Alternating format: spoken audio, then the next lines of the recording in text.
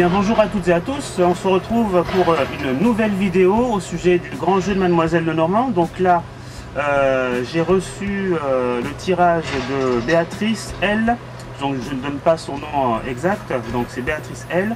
Elle a bien voulu nous poster un tirage. Donc le tirage, c'est un tirage en croix.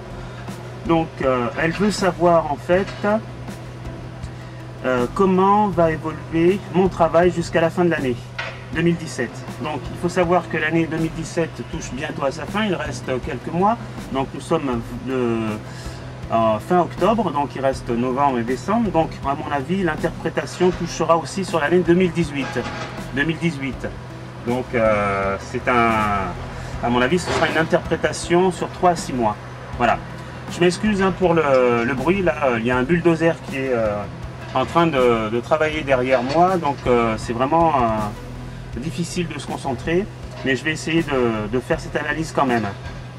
Donc je vous remercie quand même pour la gentillesse que vous avez apportée pour avoir publié ce tirage sur le groupe Le Grand Jeu de Mademoiselle Lenormand. Je vous en remercie et je vais essayer avec bien sûr vous. Vous pourrez aussi publier vos réponses, vos commentaires sous la vidéo ou alors au niveau du tirage que Béatrice a bien voulu publier. Donc je vous en remercie. Donc je vais commencer à vous faire l'interprétation, c'est-à-dire déjà vous expliquer les cartes, où elles sont situées, quel sera leur rôle. Voilà, merci.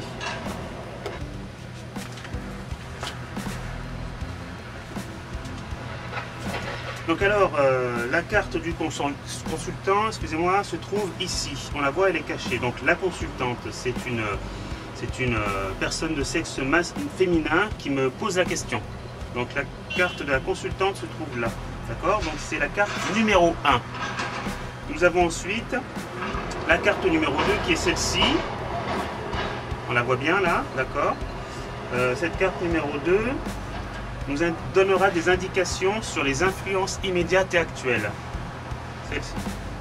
La carte numéro 3, c'est celle-là. Donc elle nous donnera des indications sur la situation présente, les circonstances au moment du tirage. Carte numéro 3. Carte numéro 4, c'est celle-ci. Elle nous donnera des précisions supplémentaires sur l'état d'esprit de la consultante. On aura la carte numéro 5 qui se trouve au-dessus, celle-ci, carte numéro 5, qui nous donnera des influences qui entourent le consultant. Ce sont les circonstances environnantes. D'accord. La carte numéro 6 qui est en dessous, c'est ce qui va dans le futur influencer sur la réponse à la question. D'accord. La carte numéro 7 qui est ici, c'est le passé, les expériences, les acquis, le vécu, les événements déjà rencontrés.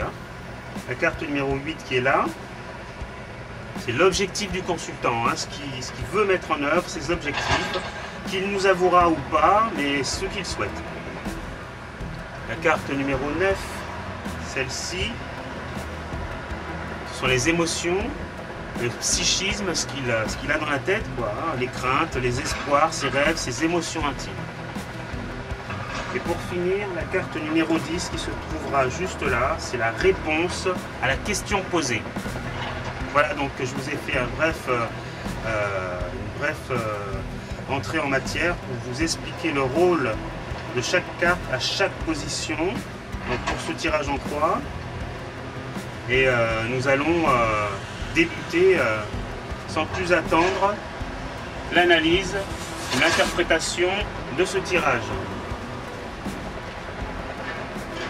Donc alors pour cette carte, donc là nous avons le consultant, donc il n'y a aucune indication à dire, donc c'est une personne du sexe féminin, donc voilà. Nous avons en numéro 2, donc les influences, je disais, immédiates et actuelles. Donc apparemment on nous parle, là si on regarde la figure, en fait on voit un genre d'aigle, l'animal volant qui emprisonne sa proie et qui l'emmène ailleurs. On le voit bien là, d'accord? Donc elle emmène quelqu'un ailleurs. Donc à mon avis, il y a l'éloignement d'une personne qui vous causait du tort. Et professionnellement, vous pouvez obtenir un poste vacant, c'est-à-dire une personne qui pourrait être amenée à démissionner ou une personne qui ferait un abandon de poste. Vous pourriez peut-être être mis à son poste et obtenir ce poste-là. Voilà, donc là il y a la notion de départ d'une personne, c'est-à-dire qu'on enlève quelqu'un à sa place et vous pourriez peut-être récupérer son poste. Voilà ce qui est pour l'influence actuelle du moment. Pour la troisième carte, nous l'avons ici. Donc nous allons lire ce qui se passe sur le sujet central. Là, ce sera ce sujet central et on parlera du petit sujet à droite et ici du petit sujet à gauche. Voilà. Donc pour ce sujet-là, donc le thème c'est la situation actuelle, la situation présente, les circonstances au moment du jeu. Donc là, si on regarde l'analyse du sujet central, on voit un animal. Donc l'animal, ça représente la fidélité. Et l'arbre, c'est un peu la campagne. C'est un endroit qui n'a rien à voir avec la ville. Vous pourriez obtenir ou trouver un travail qui a un rapport avec la campagne. Donc vous n'êtes pas dans la ville, vous êtes ailleurs de la ville, quoi, hein. Donc on favorise tout rapport avec la campagne. Donc vous pourriez aussi vous associer avec quelqu'un, donc on voit l'animal, le chien, une forme de fidélité, donc vous associer avec quelqu'un, ce serait un positif, ce serait un point positif cela, hein. Donc il y a une notion de fidélité, donc associez-vous avec quelqu'un, essayez d'avoir des rapports assez rapprochés, quoi. Après on va parler de la carte numéro 4 qui est ici. Donc c'est votre état d'esprit, hein, on donne des précisions supplémentaires sur votre état d'esprit. C'est une carte qui est positive quand même, hein. Donc là on voit deux personnes, il y a une personne qui est en train de remettre un courrier à une autre personne qui est assise, donc il y a une notion de message.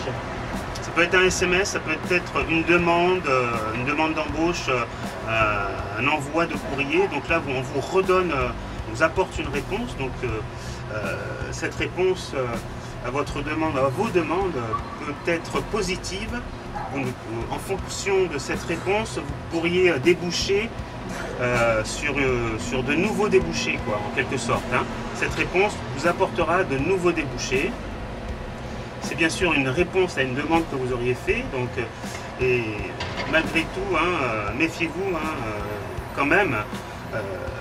Apparemment, vous parlez trop et vous risquez d'être trahi ou abusé, donc prudence, hein, dans votre domaine. Je sais pas. Voilà.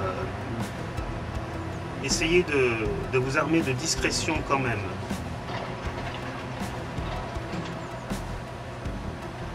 Alors, on va parler de la carte numéro 5 qui est au-dessus, hein. Ce sont les influences qui sont autour du consultant, hein, qui sont autour de vous. Il y a des influences autour de vous. Donc, on vous conseille de faire face aux adversaires, à l'adversité, faire face aux conflits, hein. Vous devez avoir une attitude constructive et vous accrocher. Vous devez être vigilante. Faites attention aux imprudences et à vos démarches, hein. Méfiez-vous, hein, quand même, hein, de ce côté-là.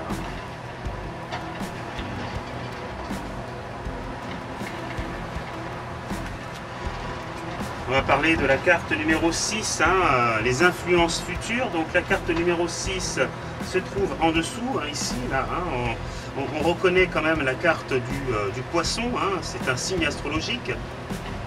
Donc apparemment ces influences futures sont pas très bonnes, hein. Vous manquez quand même de constance et d'assiduité dans la poursuite de vos démarches. Alors voilà, hein, quand vous faites des démarches, essayez d'aller jusqu'au bout.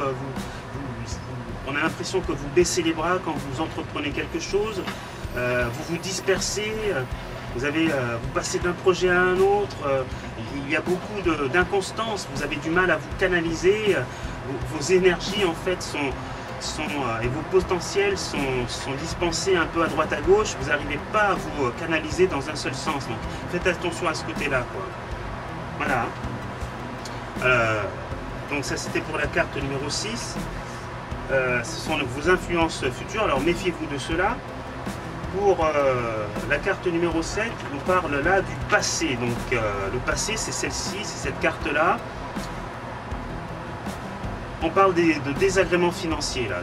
Donc si on regarde le sujet central là, on va vous analyser par exemple le petit sujet de droite. Là, on voit une personne qui est en train de dérober quelque chose dans un tiroir. Donc il y a comme des vols.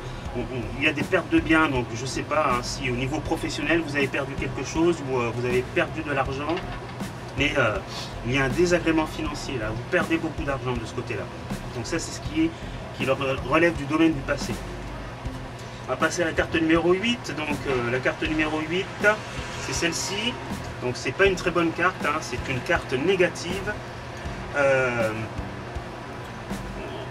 On parle là de ce sujet qui est le petit sujet à gauche, donc à mon avis vous avez dû perdre quelqu'un qui comptait beaucoup pour vous, comme un être cher, donc il y a du chagrin.